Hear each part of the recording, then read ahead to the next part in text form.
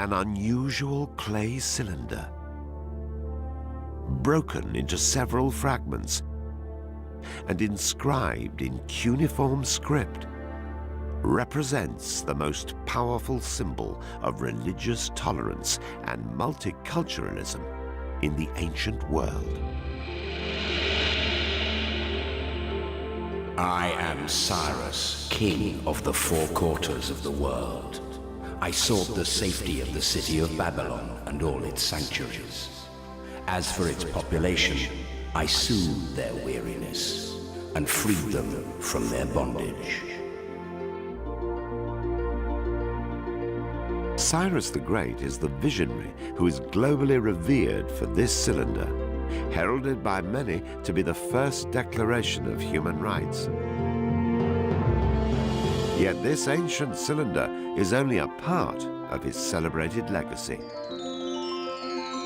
Over 2,500 years ago, Cyrus the Great built one of the greatest and most extraordinary capitals on Earth, from which he ruled most of the then known world.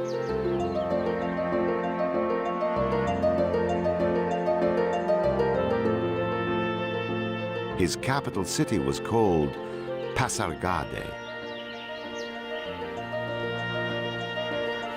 It was here in Pasargadae that a lavish and truly spectacular garden scheme known as Paradise was first introduced.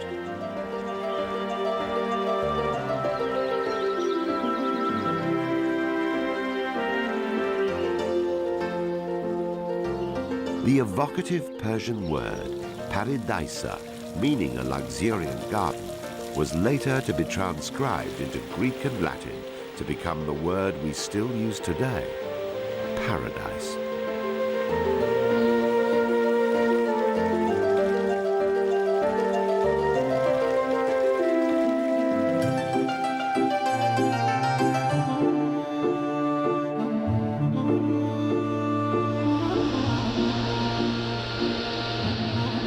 Two and a half thousand years after Cyrus, however, crumbling ruins are all that remain of his paradise city.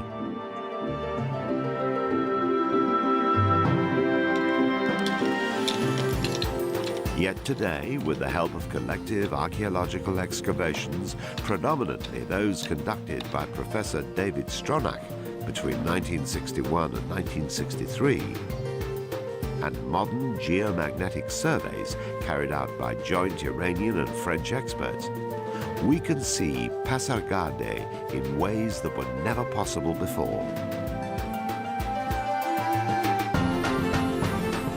In order to fill in the historical gaps of what survives, there is fortunately a plentiful source of information from Persepolis, another Achaemenid site of the First Persian Empire, which was created following the architectural models established at Pasargadae.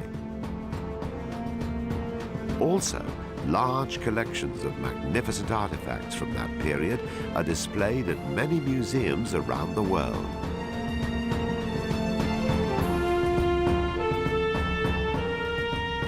Together, these help us to develop a composite reconstruction of the landscape, the buildings, and the ambience of Pasargadae, this wonderful World Heritage Site, in its entire and dazzling splendor.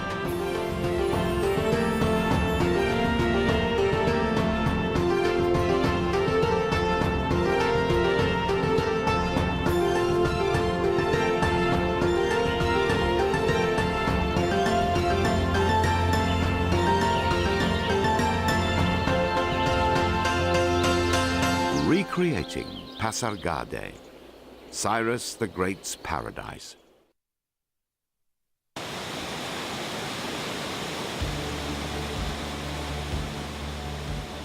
To understand some of the history of Iran, we need to trace the origins of its people.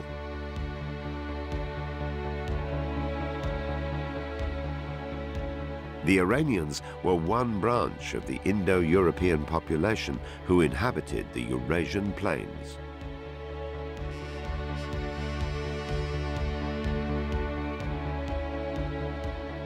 "5,000 years ago, these people made a significant change to transport by domesticating the horse.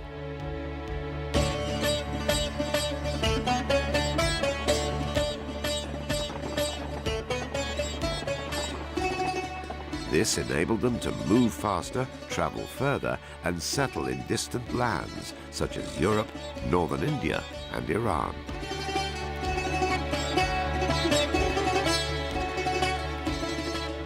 Of those tribes who came to the Iranian plateau, the Medes settled in the northwestern part, and the Persians occupied the south-central portion of the plateau.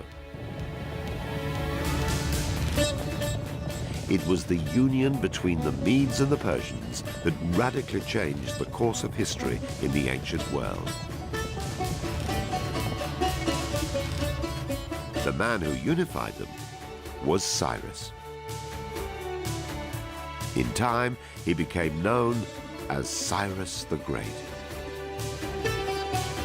His passion captivated hearts. His courage inspired a nation.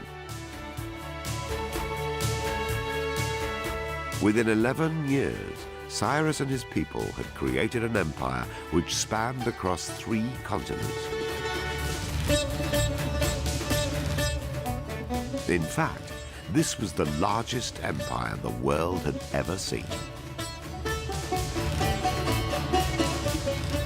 Thus, for more than 2 centuries, people from Greece to Mesopotamia and from Libya to India came to regard the sovereign on the throne of Persia as the King of Kings.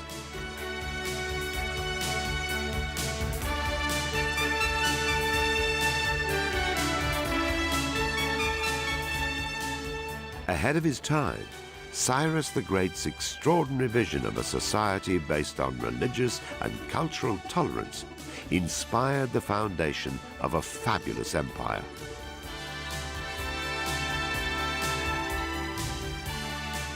His famous cylinder, now preserved at the British Museum, is considered by many to be the very first declaration of human rights in the world.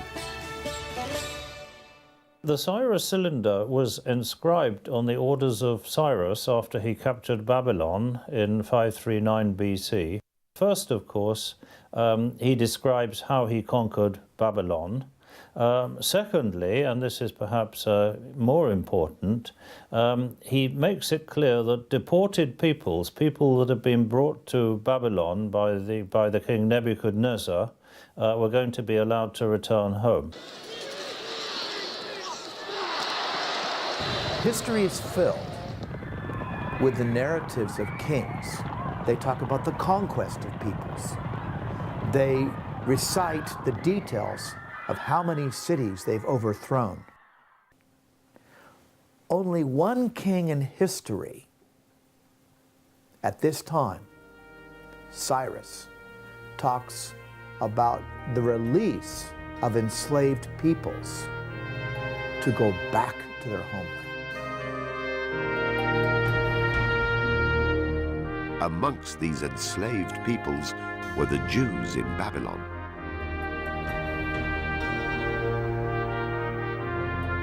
What the Cyrus Cylinder does is to confirm 2 things. One, that Cyrus was certainly an enlightened and sympathetic ruler who didn't regard military conquests as an opportunity for rape and theft and abuse and all the things that in the ancient and more modern world armies usually do. And the impression one gets from the cuneiform certainly matches the image of Cyrus in the Bible.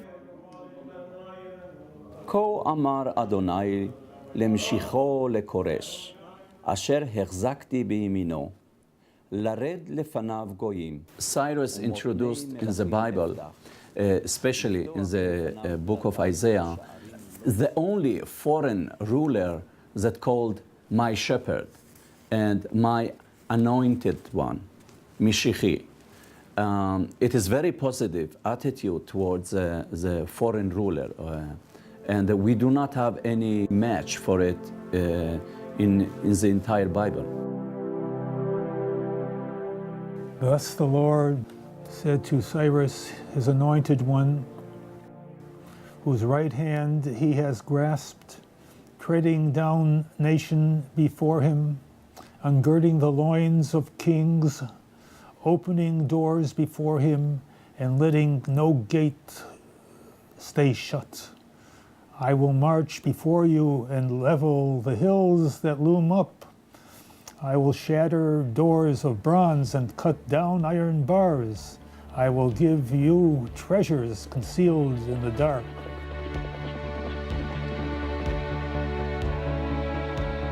We mustn't think that the greatness of Cyrus was limited to the Jewish people. From what we understand of the few scattered pieces of evidence we have, he was benevolent to many peoples. Cyrus the Great had in fact established the first multiracial, multi-faith and multicultural society to have ever existed. We all know how Cyrus freed the Jews from captivity in Babylonia so they could return to their homelands. But this was not the only case. It happened later in the time of Ezra and Nehemiah as officers of the king who came back to Jerusalem to rebuild the temple. They did the same thing in Egypt and in Babylonia and among the Greeks of Asia Minor. In fact, they are the first example of international religious freedom that we find in the history of mankind.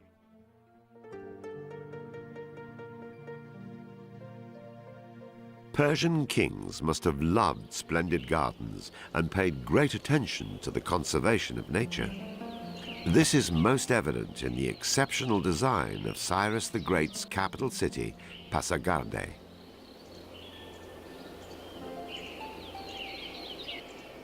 Vital clues to the special blueprint of Pasargadae lie in recent geomagnetic investigations carried out at the site by joint Iranian and French scientists headed by Dr. Rémy Boucherla. Notre prospection était conduite sur 6 saisons. This survey, which was implemented during 6 seasons, each lasting for 3 to 4 weeks, covered an area of 45 hectares out of the whole park area, which is about 300 hectares. Our findings from our geomagnetic surveys show that, unlike other ancient cities, there was no rampart or military fortification surrounding this huge complex at Pasargadae.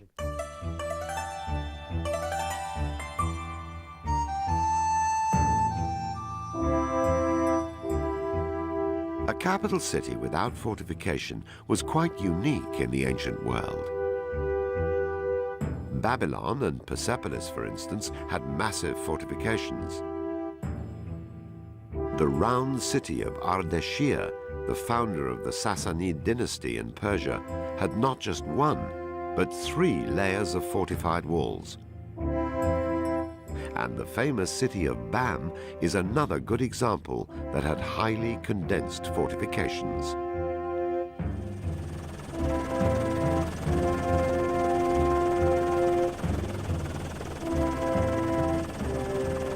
So, why was Pasargadae so different? There was, in fact, no rampart up to the gate. It was on level ground, and the wall was no more than a low temenus wall, a kind of fence, if you will, that simply delineated the limits of this open and, broadly speaking, very welcoming site. And I think that Cyrus may have been quietly emphasizing the strength of his empire, which didn't stand in need of any static defenses.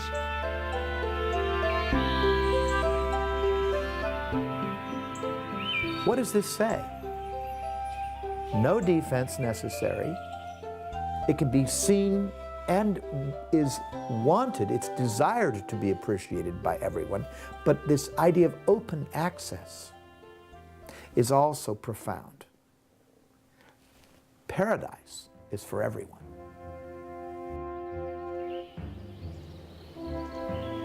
Access to this 300-hectare garden city in ancient times would have been through the entrance gate. a freestanding rectangular building which was originally flanked by winged bulls on one side and human-headed bulls on the other.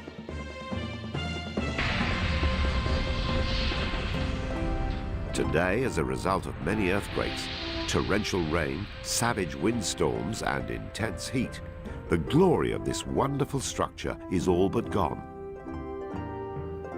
The only remaining parts are the column bases.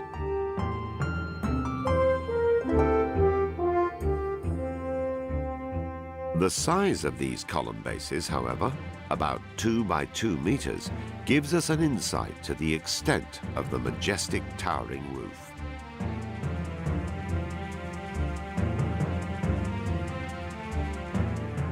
It actually had the highest ceiling of all the palatial buildings at Pasargadae. It was 16 meters high, and it would have struck awe in the hearts of anyone who approached Cyrus's capital going through this very fine portal.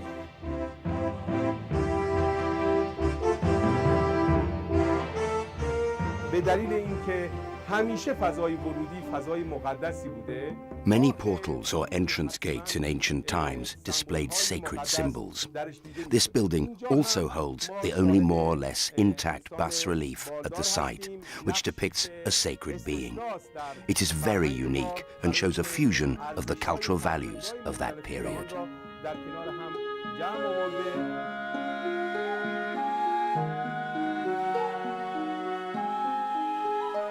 This bas-relief shows a figure in full profile, wearing Elamite costume, a short beard, and an impressive double-horned crown.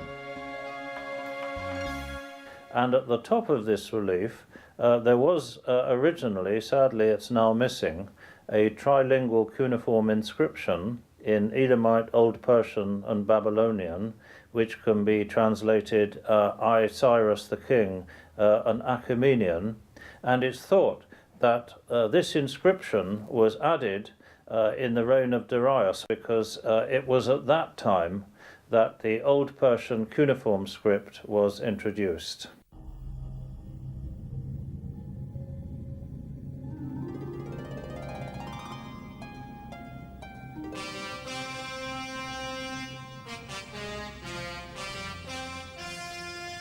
Thus, many historians believe that the figure is actually a representation of Cyrus the Great.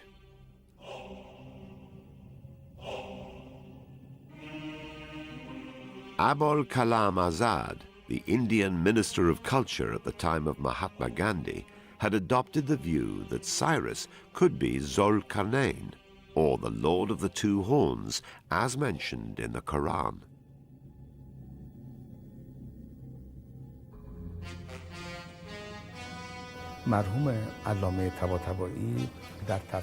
According to our research at the Great Islamic Encyclopedia, we can infer that Cyrus and Zul-Karnain of the Quran are the same, very similar to what Alameh Tabatabai in his Almizan had reiterated many years ago. Furthermore, his stature could also be seen in his thoughts, deeds, and character, which portray him as a sacred figure, and much more than just a king or an administrator. Cyrus could be considered as a source of inspiration for Iranian thoughtfulness, manners, and culture. And thus, it is a great privilege for us Iranians to have Cyrus as the Quranic Zul-Karnain.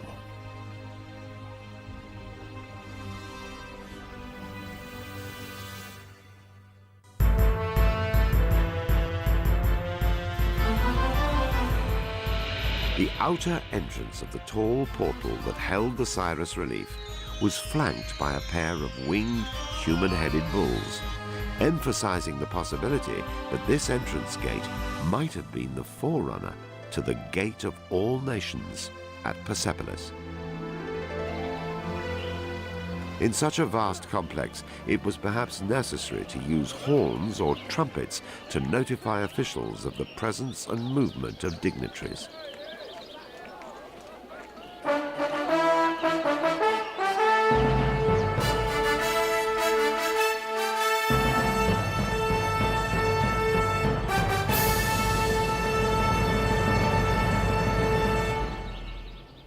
trumpets and drums, were very much involved, tried to communicate.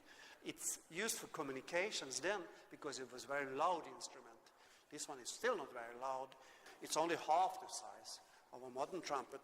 But if I try to blow it, and if I'm lucky, it might sound a little bit different.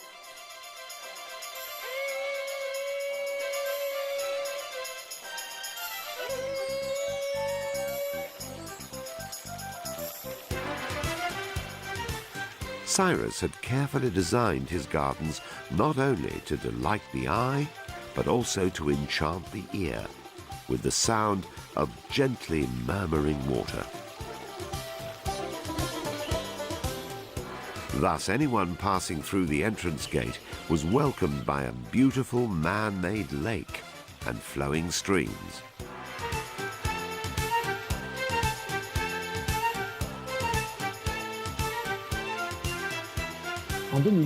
In 2008, we observed that this wide segment of the stream is closed at both ends by a sort of enclosure or dam, with a series of small openings to control the water flow.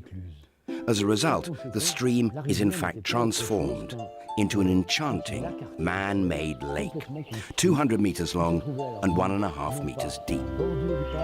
This amazing lake was actually located within the garden and very close to the audience hall.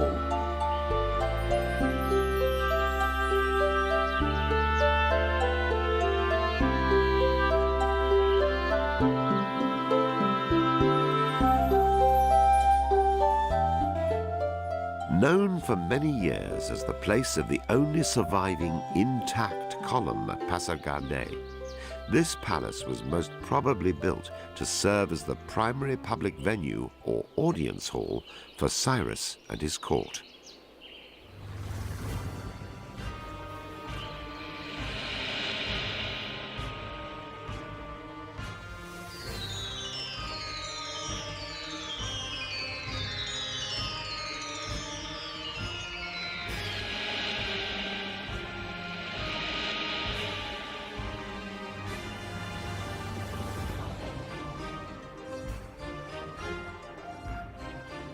Passing through the porticos and entering the hall, visitors would have been struck by glorious light that streamed from the windows into the elevated space above their head as they went on their way for an audience with the king.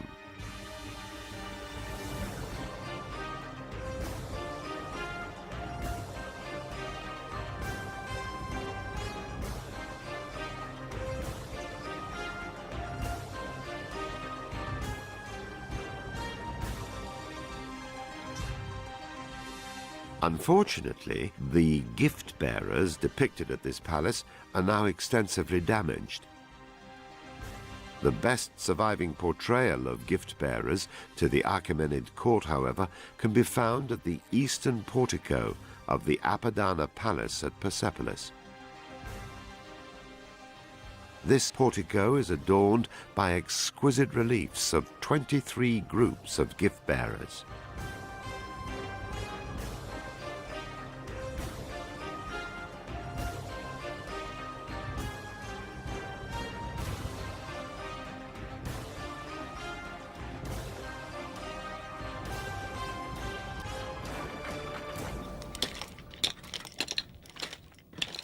But was there ever any trace of these wonderful gifts and treasures at Pasargadae?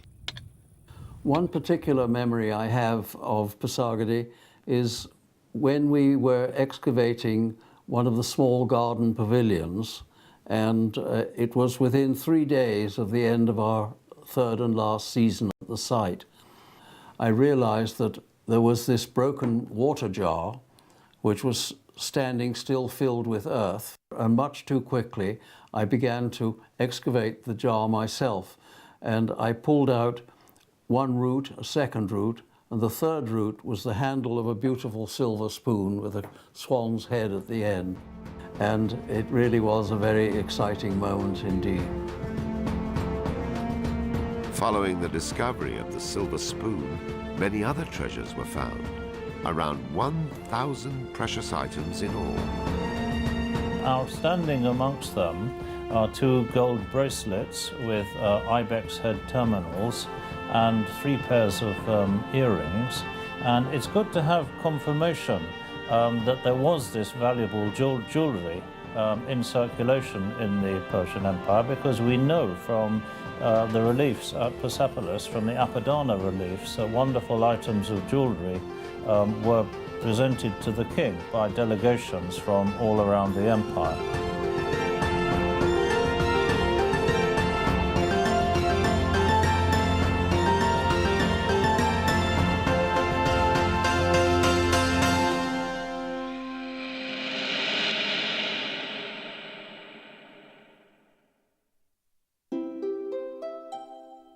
Very close to the pavilion where these treasures were found are the remnants of a colossal palace, about 76 by 42 meters in size. The surviving stone corner pillars of this construction bear a trilingual inscription giving the name of Cyrus. Thus, it is firmly believed that this enormous white building was most probably Cyrus the Great's private or residential palace.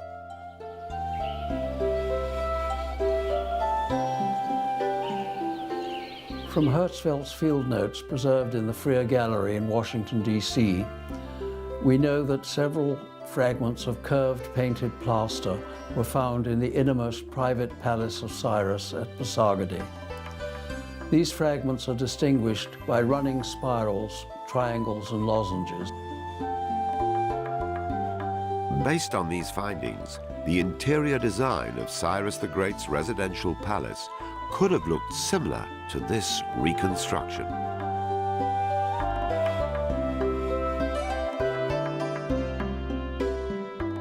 They are, in fact, very similar to similar fragments of painted plaster that once decorated the wooden columns of the treasury of Darius at Persepolis.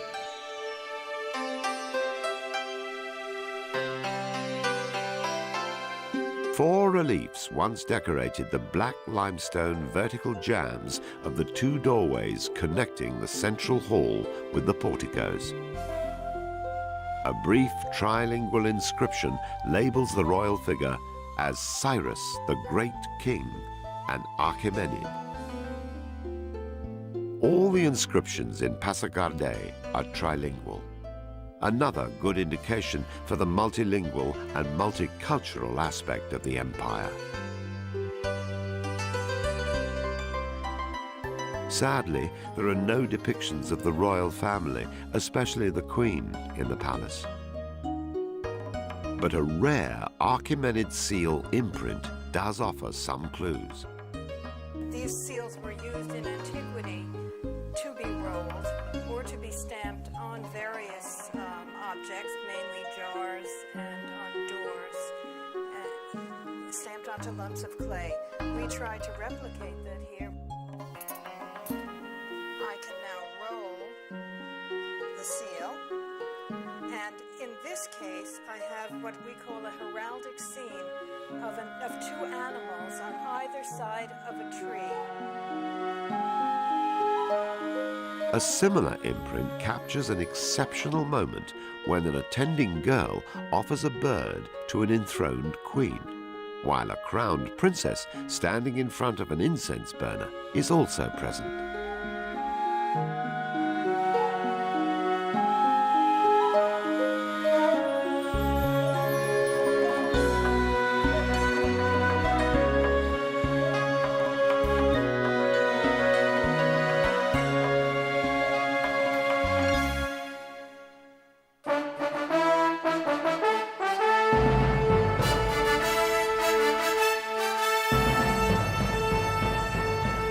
The oldest remains of a royal park in the world.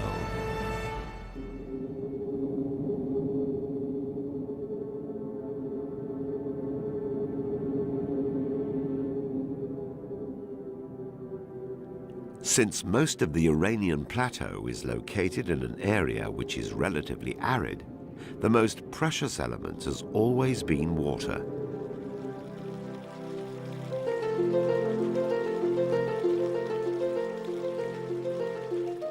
A little water and the desert breaks into flower.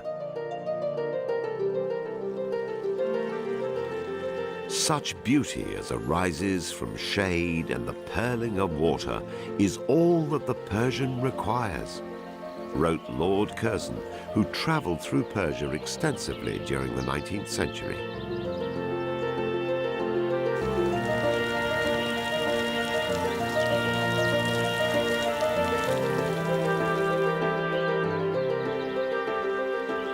Yet this love story for nature and gardens goes back further through the ages, to the great gardener of Persia, Cyrus.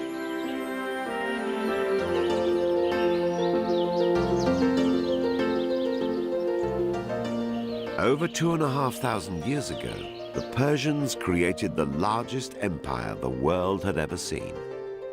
Yet the tranquility and prosperity that Cyrus had offered to the 4 quarters of the world was perhaps best demonstrated at his 4-fold gardens at Pasargadae.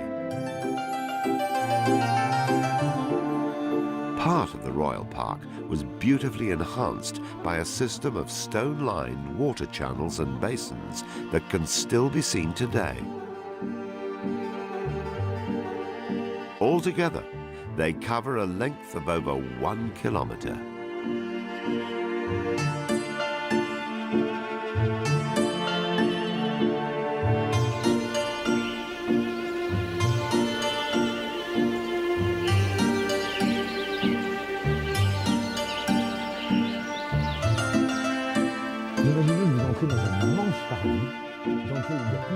Try to imagine the strong contrast between the arid environment and what has been organized here by Cyrus.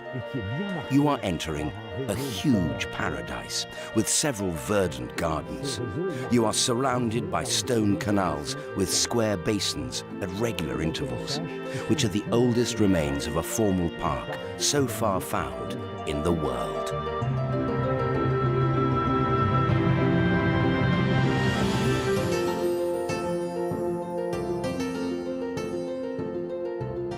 In English, we say paradise. But of course, the root word is Persian, Paradisa. Cyrus Garden, his Paradisa, was divided into the Shahar Bagh 4-part, and with its divisions fed by water channels.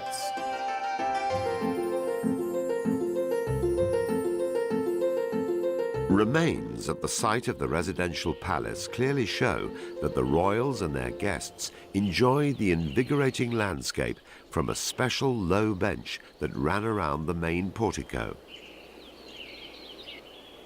with the throne seat at its center. The central location of the throne seat in the spacious garden portico of the innermost palace at Pasargadae suggests that a long open view ran away from the place of the seat of the king in the portico. Accordingly, the gardens at Pasargadae would appear to document the first known occurrence of the Shaharbagh, or 4-fold garden, a characteristic feature in later garden design, not only in Iran, but also in lands as far away as both Spain and India.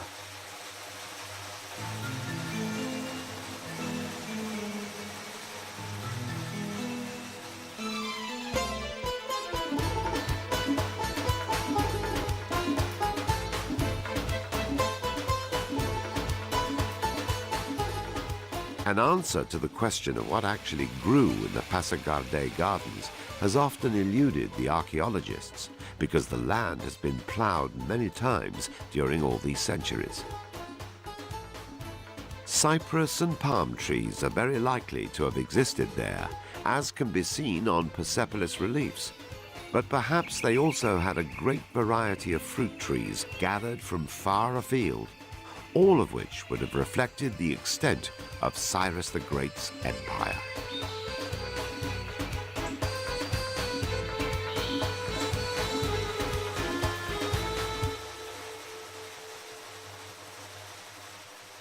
Every Every visitor who entered the king's paradise at Pasargadae must have felt serenity and admiration. Imagine the palace, surrounded by lush green area, exotic flowers, beautiful singing birds. The visitor would see the water flowing through the white stone water canals that glittered in the sun, refreshing the area and cooling the air. The sight and the sound thus created would be enchanting.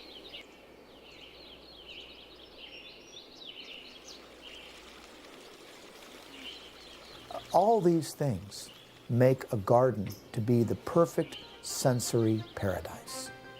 And that's what Cyrus Garden was paradise.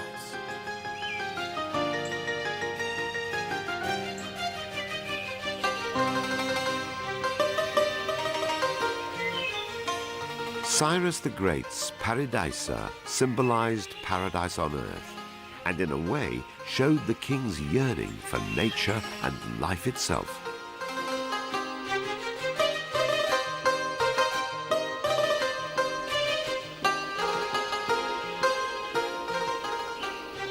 But his imagination was boundless.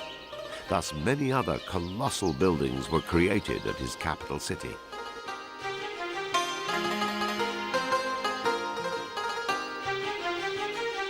Dominating the northern edge of the palace area, for example, is a tall stone tower that ascends to a height of 14 meters. Unfortunately, it is severely damaged.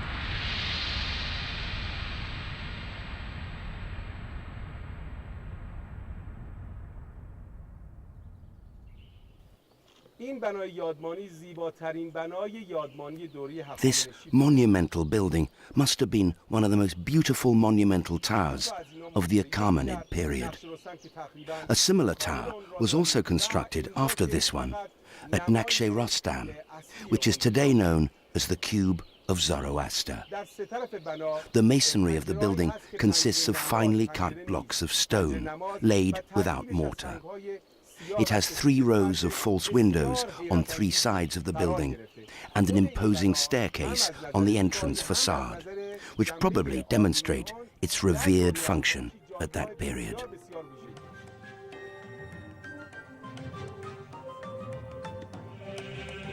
The tower's function is unknown.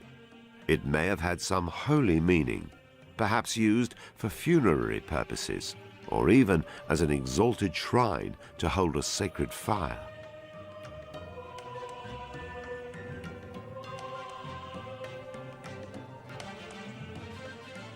Close to the tower is the sacred precinct, marked by the presence of 2 stone plinths, which were probably used by Cyrus for worship.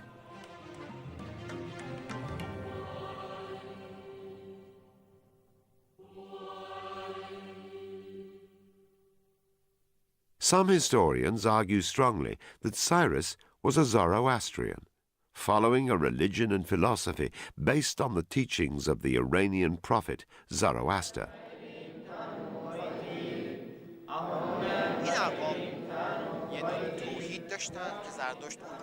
They worship one God, نیروهای طبیعت رو مثل آب و گاز و آتش و خاک رو they also venerated natural elements in this way, bringing themselves in harmony with nature. پرستش اونها اقدام می‌کردند. کما اینکه در شاهنامه این مسئله خیلی واضح آمده that they were fire worshippers, for example. نیا را همی بود آیین و king پرستیدن ایزدی بود. We hear نگویی که آتش پرستان پرستنده. Don't think that they were fire worshippers. They were the artists were worshippers of one God.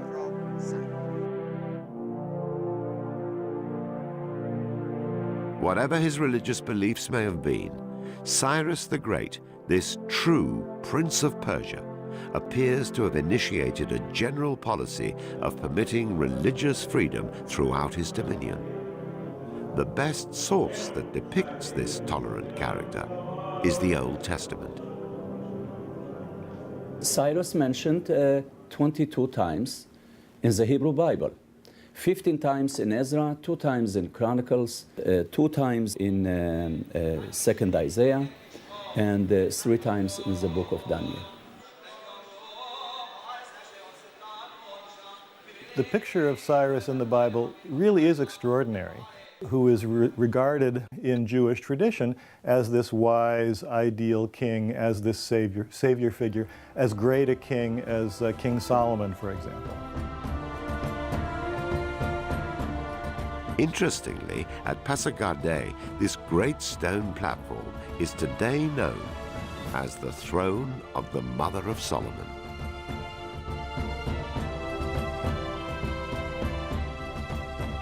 This unfinished platform may have provided the inspiration for the later elevated palatial compound at Persepolis.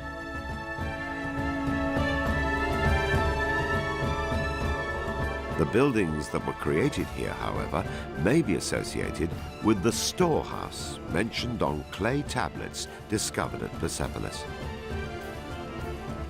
About 50 or 60 tablets from the Persepolis Fortification Archive mention a place that is called in Elamite Batrakatash, and we think that that's the Elamite transcription of the old Iranian name of the place we now call Pasargadae. It's a place that supervises reasonably large squads of workers in the region around Pasargadae, and in addition to getting ordinary rations, some of them get supplementary rations for nursing mothers. They get extra pay in the period immediately after which they have had children.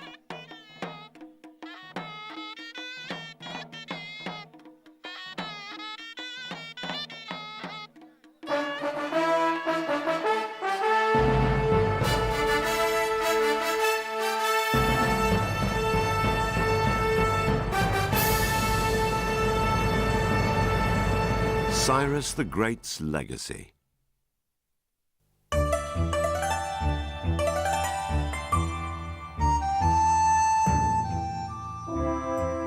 Cyrus died in 530 BC.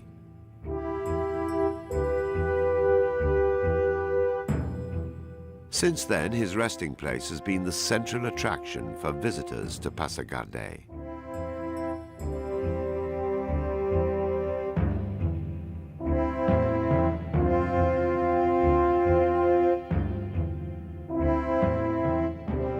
At Pasargadae, Cyrus the Great set the high standards of design and execution for Achaemenid art and architecture.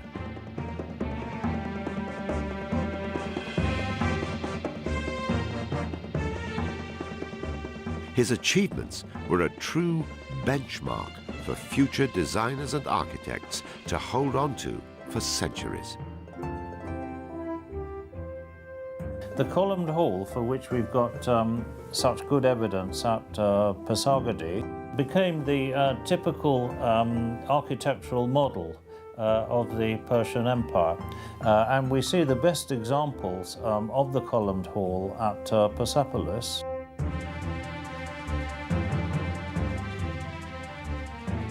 We also see columned halls at Susa. We know they existed at Hamadan. There's one in Babylon, and further afield there was even a columned hall in Sidon in the Lebanon.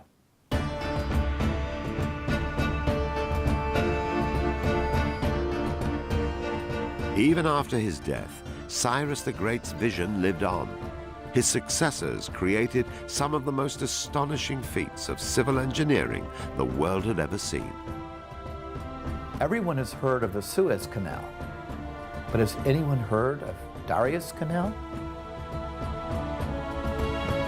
I am a Persian, and I gave order to dig this canal from a river by name Nile, which flows in Egypt to the sea which goes from Persia. Darius Canal covers possibly about 100 miles east to west, connecting across the top of the Red Sea to the Nile. Herodotus tells us that the Canal of Darius was wide enough for multiple ships to pass by, going in opposite directions. This is a huge engineering feat for the ancient world, to have a canal that predates the modern canal by almost 2,500 years. Another truly astonishing Persian accomplishment was the construction of the Royal Road in the 5th century BC. The Royal Road is an amazing achievement. It's a line of communication stretching all the way from Susa in southwestern Iran to Sardis in western Turkey. It's a distance of about 2,600 kilometers, and there was another branch road linking that one with Persepolis and Pasargadae. We're told by Herodotus that there were post horses on this road. In other words, at regular intervals along the road, it was possible for messengers to change horses, so they could traverse the road very quickly, and messages could be taken along the road at high speed. Herodotus, the Greek historian of the 4th century BC, tells us that there is nothing in the world which travels faster than these Persian couriers. This was in fact a 2,300-year prelude to the North American Pony Express, and even a pioneer to today's postal system.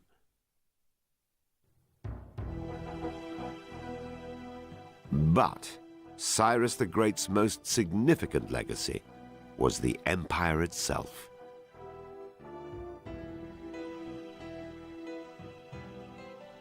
The Persian Empire he founded was the very first to embrace many peoples of many tongues.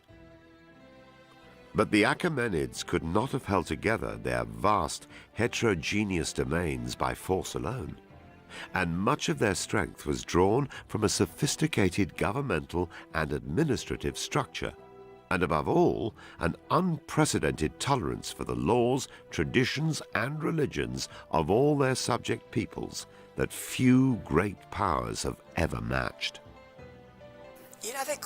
There was a peaceful and tranquil atmosphere throughout the Persian Empire. The Persians sought to establish peace where once other nations had carried out acts of carnage and pillage during the previous centuries. The mighty and powerful shall not disturb the weak. This was the inclination of the great nation of Persia.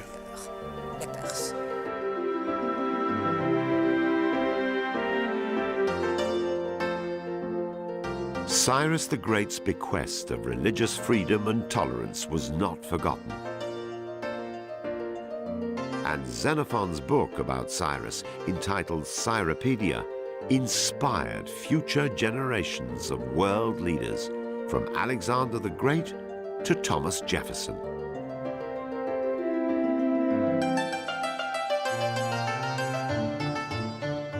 Even today, the United Nations headquarters in New York City holds a replica of the Cyrus Cylinder as one of the great declarations of human aspiration and understanding. If Cyrus, who was an enlightened king, could ever have found out that his cylinder was going to be on exhibition in New York and other places, and saluted as the first time that the human race stopped in its murderous tracks to think that perhaps human beings are more precious than we've ever allowed for, he would be very proud of it. The proud heritage of Cyrus, symbolized in his remarkable clay cylinder and his wonderful paradise city, Pasargadae, are that of love, of nature, human dignity, and above all, tolerance and compassion.